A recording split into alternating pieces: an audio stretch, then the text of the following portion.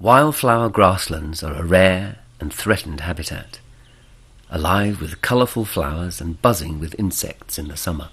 Many of the last remaining wildflower grasslands in the southeast are actually concentrated in the high Weald area of outstanding natural beauty. Farmers have maintained these either by low-intensity grazing, in which case they are known as pastures, or by a combination of haymaking and grazing, known as meadows. Continued traditional management is vital to their survival. The start of the management annually of a hay meadow for conservation purposes really starts with the clearance of the hay during the summer months.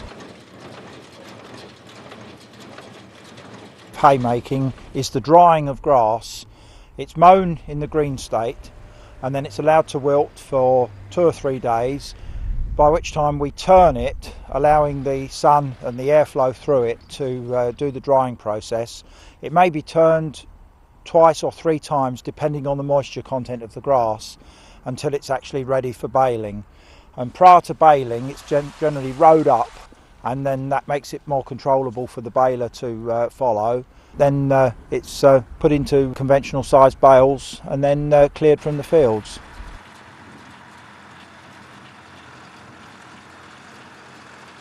Normally, for conservation purposes, the flowers and the herbage is allowed to flower and flourish, and normally by about the 3rd week in July is the regular time for cutting. Thereafter, any time during early part of August is an optimum time, generally to allow the flowers to finish and drop the seed ready to regenerate for the next year. Whereas in a commercial agricultural situation, the optimum time for making hay would be mid-June onwards.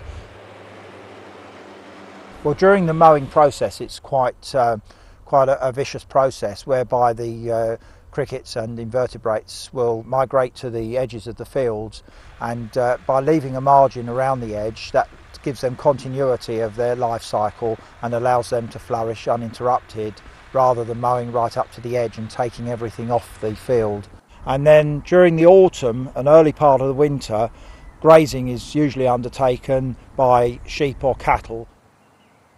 Most animals would come off grazing pasture or aftermath grazing in the autumn, and that's largely dependent on the timing of that is largely dependent on what the weather's like. If it's very wet, then you don't really want to leave the animals on too long because they will start to cut up the ground, create bare areas, which is what we call poaching.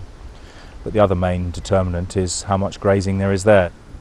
What you're doing when you take a hay cut is that you're removing all of the year's growth, and by doing that you're removing a certain amount of nutrient from the system, so from the soil really. The other thing that hay meadow management does is it prevents the build-up of dense litter layer, sort of dead grasses and stuff at the end of the season, and that is important because it does allow flowering plants to germinate in the autumn. If you don't remove dense litter, you tend to smother a lot of the flowering plants and you'll get just a few of the more dominant grasses taking over.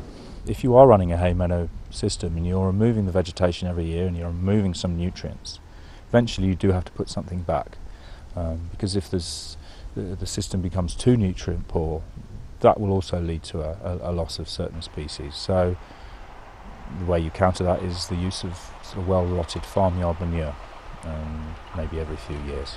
Any use of fertiliser, artificial fertilisers, will lead to species losses almost straight away. Depending on your locality, you may be lucky enough to find a neighbouring farmer who may have spare capacity to offer his services for the haymaking.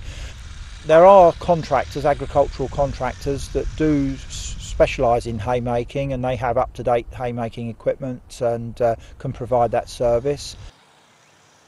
On small acreages, it's not a viable proposition to purchase your own machinery to do it for such a small time of use during the year.